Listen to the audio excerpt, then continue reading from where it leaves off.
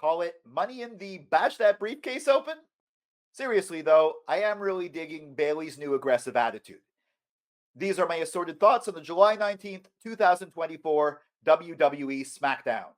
Welcome to the Silo Voice Wrestling on YouTube and the Silo Voice Wrestling podcast, wherever you get your podcasts. I'm Jason C. McLean. Make sure you like, share, subscribe, and of course, ring that bell for notifications to get all my wrestling hot takes, cold takes, simmering takes, reviews of WWE PLEs, wrestling opinion pieces, prediction videos, and of course, assorted thoughts on Raw and SmackDown. Now, I'm recording this in the morning on July the 24th, 2024. So, yeah, it's been a few days since SmackDown. I've already seen Raw. Why so late? Well, over the weekend on Saturday, I actually went to TNA Slammiversary live. I don't really follow TNA, but it was about a few metro stops from my house, affordable tickets. So I went, and I'm going to have a video about that. But first, I'm going to get out my regular content. So, yeah, let's talk about Bayley. The women's champion first showed up on this episode alongside her SummerSlam challenger, Nia Jax, in one of those tete-a-tete sit-down interviews. Nia's generally a decent but to okay promo, so she was exactly what you'd expect. But Bayley really went for the jugular, talking about how Nia is unsafe or used to be unsafe, the same way Becky Lynch did back when Nia was on Raw. It was really setting up some sort of a hatred for her challenger, which is a really good thing. Nia came out with Tiffany Stratton for her match with Michin, which was a good match, and I was really hoping Michin might get a victory. I think she really needs it. I think Tiffany Stratton already won Money in the Bank, so I don't think she needs a victory right now. She could actually take a loss. And I did enjoy the match, but of course, Bayley came out to thwart Nia's ringside interference and then smashed open the Money in the Bank briefcase, distracting Stratton, giving Michin that much-needed roll-up victory. Michin, of course, took advantage of the distraction and got a much-needed victory. I wouldn't feel too bad for Tiffany here, losing the briefcase and all. This is obviously just a way to have her introduce the pink Barbie-themed, sparkly, probably, briefcase that she talked about in the post-Money in the Bank press conference. But I would be excited for where Bayley's going. Now, for months, Bayley's been saying how she's a new person, and that commentary's even been saying she's a new person, but they haven't really been showing it. She's obviously not the hugger Bayley from NXT. She's obviously not the heel damage control Bayley, the snarky one, although she's still a little bit snarky. She has a new look, but also she now has a new attitude, and that attitude's shining through with her interview with Nia, with smashing the briefcase, which is sort of loving the fact that she helped Michin win. And she distracted Tiffany Stratton. She's still a babyface, but she's having fun with being a babyface and being a little bit, not exactly heelish, but close to heelish.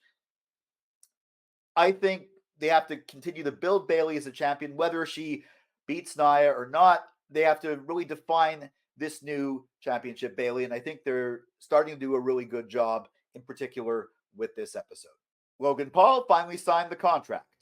You know the one to defend the United States Championship against LA Knight, at SummerSlam. There was, of course, a heated promo exchange. Things almost got physical. Nick Aldis stopped it for a bit, but then they did get physical. I like this. I mean, this was a good promo exchange. Logan Paul finally agreeing to put his title on the line because LA Knight pissed him off. They've been building this pretty well for a few months now. And they finally gave a justifiable reason as to why it's happening, which, again, I see my last video on SmackDown last week. Did we really need this? Was this like really a groundbreaking segment? No. But it's a good way to make this official and to get us even more excited for this match at SummerSlam, which is one of the matches I'm most excited for. Also, it gave a chance to show some big stars like LA Knight, Logan Paul to the local audience. So yeah, you did need this. Wasn't groundbreaking, but it was a good part of the show. Cody Rhodes kicked off the episode. I was expecting him to put over Randy Orton and talk about Solo Sikoa, which he did. I was not expecting former tag champs Austin Theory and Grayson Waller to interfere and put themselves into this storyline. But they did in the very first segment, and this set up a tag match for later. I also strangely wasn't expecting Kevin Owens to be Cody's mystery partner. But to tell you the truth, I really should have. I mean, Orton was his partner last week, got taken out. Obviously, it was KO's turn, and we all knew that KO's mother kicked out, so to speak. So she beat her battle in the hospital, which we had heard about the other week. So again, best wishes to Kevin Owens and his mother and his family. But yeah, once Solo Sikoa did that creepy interview type thing where he said that whoever teams with Cody Rhodes is disrespecting the bloodline and is going to be a target, I thought, wait a second, Kevin Owens is already a target of the bloodline, so it's going to be someone new. I was expecting maybe a surprise appearance. But no, it was KO. He got to hit some good moves in the match. So did Cody in what was ultimately a fun main event for the show. But ultimately, the bloodline came out as promised, or specifically Solo Sikoa, Tama Tonga, and Tonga Loa. Jacob Fatu, of course, showed up after, took out Kevin Owens. Like last week with Orton, they forced Cody to watch, and eventually this time put Cody through a table. Is this formula getting a bit repetitive? Well, for the past few weeks, yes, but you know what? That's okay. They've already done so many swerves in this bloodline storyline, Cody storyline, what have you, that just sort of staying the course and really isolating Cody and showing the danger he's facing for the past few weeks, I think is actually necessary and very smart booking. We're building for this match at SummerSlam. Now, we've already had all the surprise run-ins. I don't think Roman's going to return, at least not before SummerSlam. Maybe at SummerSlam, who knows? But I think what they're doing is right. They're building the match. They're making us really care and really think that Cody could lose the title. Chelsea Green fought Bianca Belair. Of course, it's part of maybe a Just This Show storyline or some mini feud maybe between Chelsea and Piper Niven and Bianca Belair and Jade Cargill. And Chelsea did look strong in the match. At one point, she almost rolled up Bianca for the victory, but Bianca turned it into a roll-up of her own for the 1-2-3. Then the women's tag team champions Alba Fire and Isla Dawn appeared on the screen, shifting the focus.